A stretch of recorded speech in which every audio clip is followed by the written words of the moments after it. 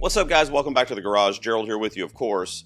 As we're getting closer and closer to officially being in the hunt for award season, all the major film festivals have been releasing their premieres, just like Venice, TIFF, which is currently happening as I'm recording, the Telluride Film Festival, and of course many more that we got earlier in the year, including Cannes, which really kind of kicks off the annual award season. One of the films coming out of Cannes that got a lot of chatter, a lot of buzz, especially for the performances, and most notably that of Jennifer Lawrence, was the new Lynn Ramsey drama thriller, I think, called Die My Love. As you guys may or may not know, I do Oscars predictions right now monthly, and I've been doing them since March for the 2026 Academy Awards, and I've always had Jennifer Lawrence in that 10 to top 5, which of course is what would end up being nominated. And the last few months since the Cannes premiere, I have had her in my 5 for lead actress. When I did that in my September power rankings, I got quite a few comments about her and Julia Roberts from a film called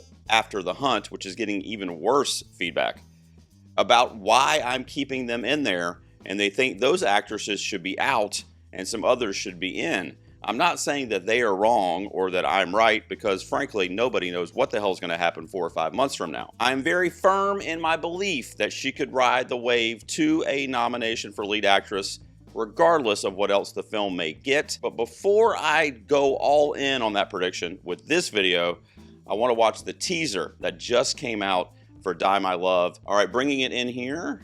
There we go. All right, here we go. 3, 2, 1, play.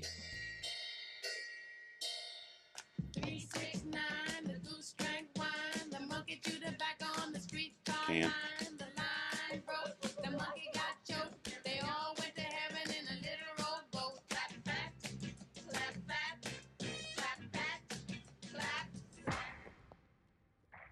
Oh boy.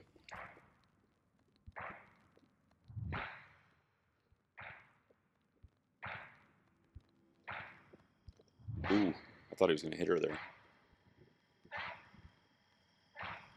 The Sissy Spacek.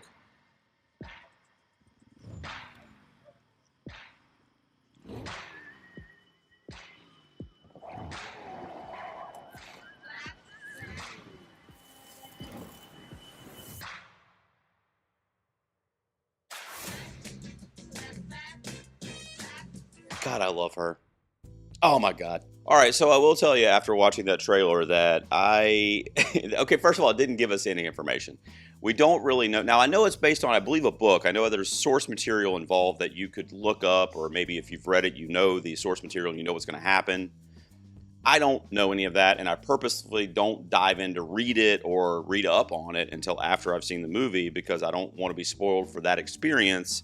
And I'm probably not going to be able to read the book before the movie comes out anyway. However, I am getting the vibe from the trailer that I kind of already knew in the plot synopsis about it basically being a new mom or a new couple that just had a kid, and there's a bit of postpartum kind of anxiety and depression in there from her character. And I guess there's marriage troubles because of that. We saw a couple different blow-ups of them fighting in the kitchen. I actually thought Robert Pattinson was going to hit her in that one scene.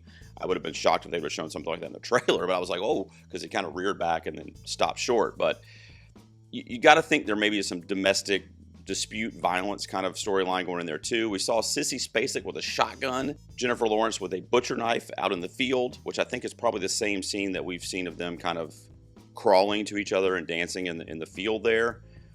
It looks phenomenal, and it looks, frankly, like a Lynn Ramsey movie. It really does. It has a very similar feel to other films of hers that I love, whether you're talking about You Were Never Really Here, We Need to Talk About Kevin, whatever it is.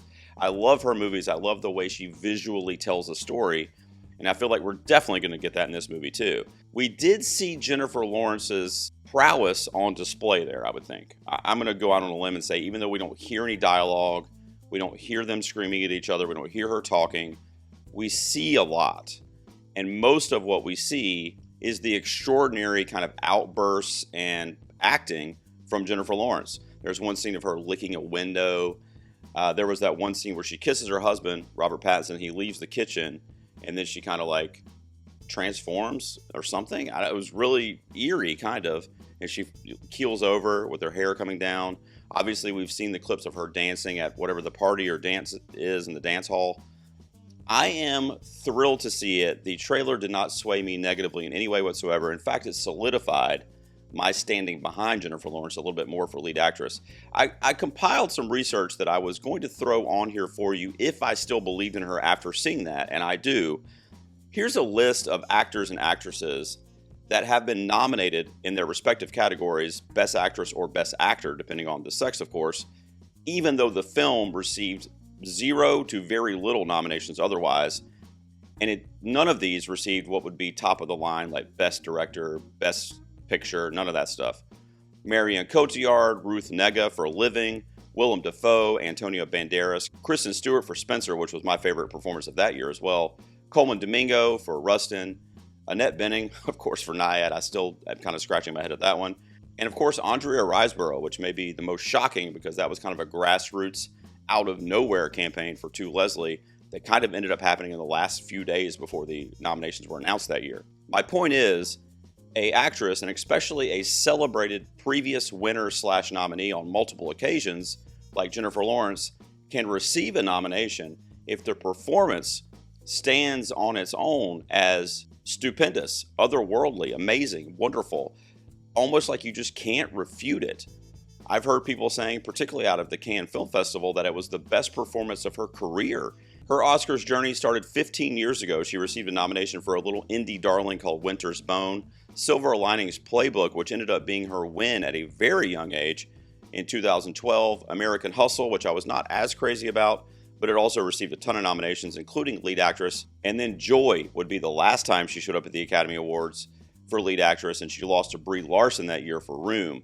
Joy is a perfect example, as that is another film among the other nominees I listed to you earlier that received very little from the Academy, with the exception of Jennifer Lawrence's nod. That was the only time that J-Law received a nomination in a film that was not at least celebrated kind of around the Academy in multiple other categories. If that teaser is any indication, and if her lineage and past performances are any indication, then hell yes, she can get nominated for an Academy Award. I'm sticking with it until we get further feedback from kind of the non-critical community once the film is released and the general public and the box office kind of says what they're going to say.